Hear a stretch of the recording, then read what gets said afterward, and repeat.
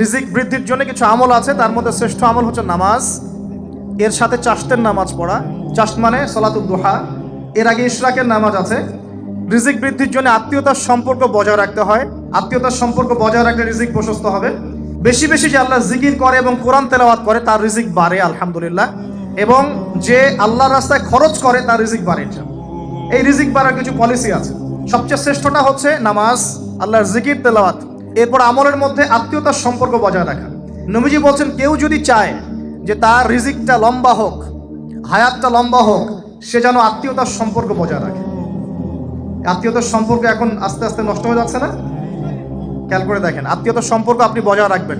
মনে রাখবেন, আমি বারবার একটা কথা বলেছি আপনাদের ওয়াজ মাহফিলে, যে পৃথিবীতে যে কাজই করবেন আল্লাহর সন্তুষ্টির জন্য করবেন। আত্মীয়তার সম্পর্ক বজায় রাখবেন আল্লাহর সন্তুষ্টির জন্য, তাদের কাছে কিছু পাওয়ার আশায় না। যখনই আপনি কারো কাছে কিছু পাওয়ার আশা করবেন আপনি কষ্ট পাবেন। যখনই কারো কাছে কিছু পাওয়ার আশা করবেন আপনি কষ্ট পাবেন। কারো কাছে এত বেশি পাওয়ার আশা করবেন না। কার কাছে পাওয়ার আশা করবেন? আল্লাহর কাছে, যে আমি এই কাজটা করছি, আল্লাহ আমাকে পুরস্কার দিবে ইনশাআল্লাহ। আমি আত্মীয়তার সম্পর্ক বজায় রাখছি কেন? আল্লাহর কাছে রিজিকে বরকতের আশায়, আল্লাহর সন্তুষ্টির জন্য। মনে রাখবেন প্রিয় ভাইয়েরা, আমল কবুল হওয়ার শর্ত মোটামুটি তিনটা। কয়টা? 1 নাম্বার, আমলগুলো হতে হবে আল্লাহর সন্তুষ্টির জন্য, 1। 2 নাম্বার, আমলটা হতে হবে রাসূলুল্লাহ সাল্লাল্লাহু আলাইহি ওয়াসাল্লামের পদ্ধতিতে, অন্য কারো পদ্ধতিতে নয়।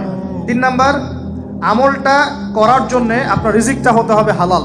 হারাম রিজিকের আমল আল্লাহর কাছে কবুল হয় না। আল্লাহ পাক আমাদের সবাইকে হালাল রিজিকের ব্যবস্থা করে দিন এবং রিজিকটাকে প্রশস্ত করুন, আমিন। তো রিজিক লেখা হয়ে গেছে 2। 3 নাম্বার লেখা হয়ে গেছে এ ব্যক্তি কি কি কাজ করবে দুনিয়ায়, এ ব্যক্তি দুনিয়ায় কি কি কাজ করবে সব লেখা হয়ে গেছে। এখন যদি একটা চোর বলে যে আল্লাহ পাক আমার তাকদিরে লিখেছিলেন যে আমি চুরি করব, তাই আমি চুরি করেছি। এখন যদি একজন ধর্ষক বলে আল্লাহ আমার তাকদিরে লিখেছিল যে আমি ধর্ষণ করব, তাই ধর্ষণ করেছি। এখন যদি যারা এই জনগণের কিছু সম্পদ আত্মসাৎ করে খেয়ে ফেলছে তারা যদি বলে আল্লাহ তাকদিরে লিখছিলেন জন্যই দুর্নীতি করেছি, তাহলে কথাটা কি হবে? গ্রহণযোগ্য হবে? এখন যদি দলিল দেয় তাকদিরে তো লেখা ছিল। এই আকীদাটার নাম হচ্ছে জাবারিয়া আকীদা। কি আকীদা?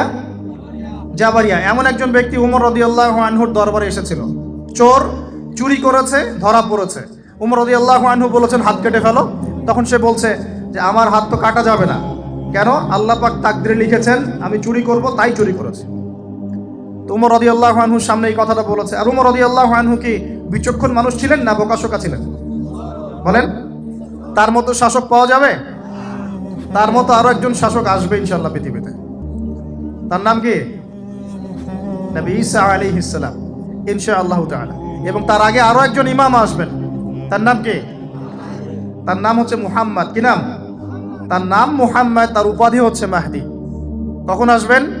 যখন পৃথিবীতে যুদ্ধ বিগ্রহ ছড়িয়ে পড়বে, ব্যাপক আকারে মালহামা চলবে, তখন আসবেন। কাদের পক্ষে আসবেন? মুসলিমদের পক্ষে। কি উদ্দেশ্যে আসবেন? সারা বিশ্বে জুলুম তুলে ফেলার জন্য। এবং আরেকটা কি উদ্দেশ্য? ওই জেরুজালেম উদ্ধার করার জন্য। কোন জেরুজালেম? যেটা এখন ইহুদিরা দখল করে আছে। চারপাশে আরবরা, মাঝখানে ও কেমন করে দখল করে আছে?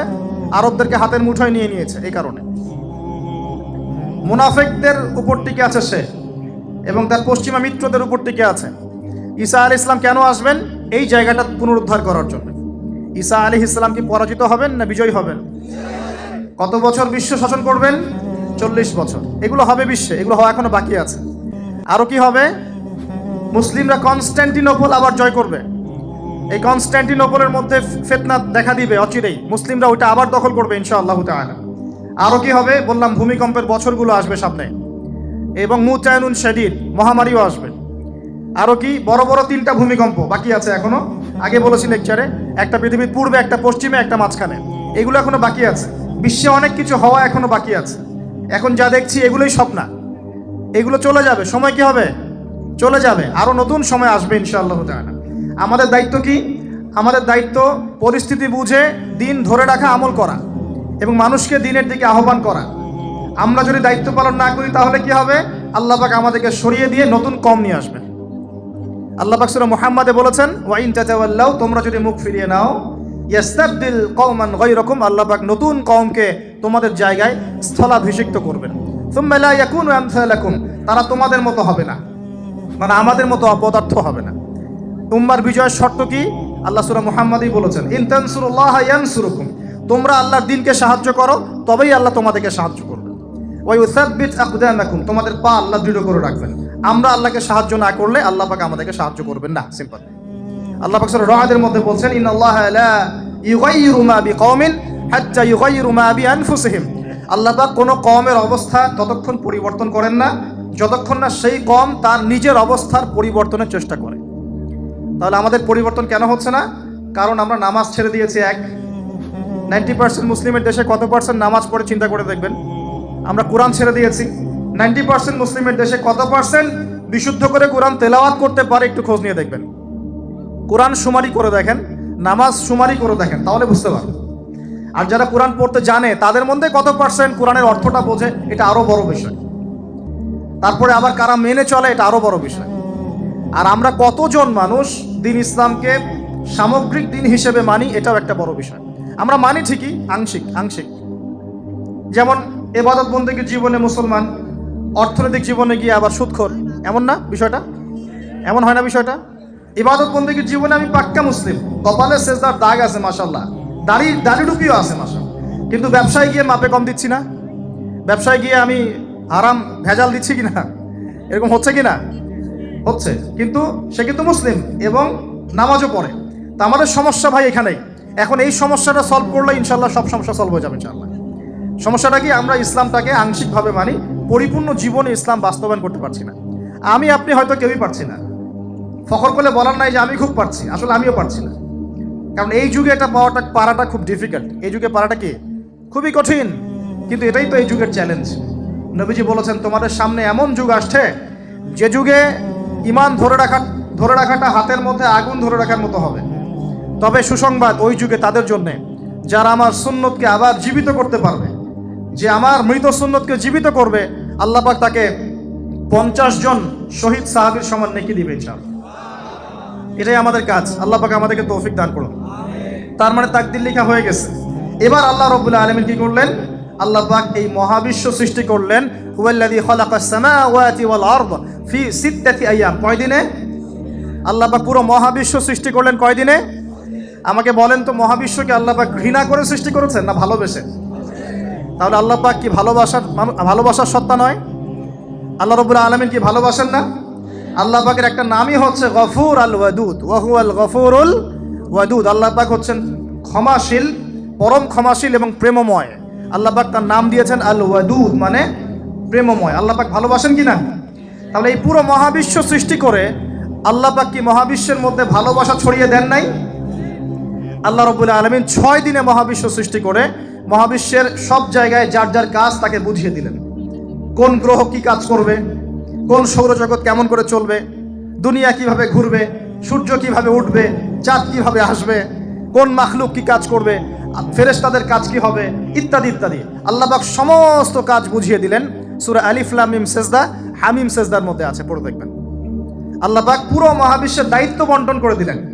এবার আল্লাহ রাব্বুল আলামিন কি করলেন শোনেন। আল্লাহ রাব্বুল আলামিন বলছেন, এই পুরো মাখলুক কায়নাত সৃষ্টি করার পর আল্লাহ পাক তার রহমতকে 100 ভাগে ভাগ করলেন। কত ভাগে? আল্লাহ পাকের দয়া, রহমত, ভালোবাসাকে 100 ভাগে ভাগ করলেন। ভাগ করে এক ভাগ, মাত্র এক ভাগ আল্লাহ পাক পুরো মহাবিশ্বে ছড়িয়ে দিলেন, বলেন সুবহানাল্লাহ। বাকি 99 ভাগ রহমত আল্লাহ পাক তার কাছে রাখলেন। এই এক ভাগ ভালোবাসার কারণেই এই যে সন্তান কান্না করলে মায়ের বুক ফেটে যায়, সন্তান অসুস্থ হলে বাবার বুক ফেটে যায়। যেই বাবা সহজে চোখের পানি কাউকে দেখায় না, সেই বাবা জায়নামাজে দাঁড়িয়ে চোখের পানি ছাড়তে থাকে। এই এক ভাগ রহমতের কারণে আমরা দেখি যে রাস্তার কুকুর পর্যন্ত তার বাচ্চাকে চাটে, আদর করে, মহব্বত করে। এই এক ভাগ রহমতের কারণে আমরা আমাদের স্ত্রীদেরকে মহব্বত করি, স্ত্রীকে সুখে রাখার জন্য জীবনটা পর্যন্ত বিলিয়ে দেয়। সকাল থেকে রাত পর্যন্ত কোনো কোনো ক্ষেত্রে হারাম পথে যেতেও দ্বিধা করি না, স্ত্রী সন্তান সুখে থাক এই আশায়, তাই না ভাই? এই এক ভাগ রহমতের কারণে গাভী দেখবেন, গাভী তার বাচ্চাকে প্রসবের পর চাটে, গাটা চেটে পরিষ্কার করে দেয়। এই এক ভাগ রহমতে পুরো কায়নাত টিকে আছে। আর নবী সাল্লাল্লাহু আলাইহি ওয়াসাল্লাম বলছেন, বাকি 99% রহমত আল্লাহ পাক তার কাছে রেখেছেন। এই রহমত এবং ভালোবাসা দিয়ে আল্লাহ পাক কিয়ামতের মাঠে মানুষকে মাফ করবে ইনশাআল্লাহ। বলেন আল্লাহু আকবার। তার মানে আমরা আশা করতে পারি ইনশাআল্লাহু তাআলা আমরা আল্লাহর জান্নাত পাবো ইনশাআল্লাহ।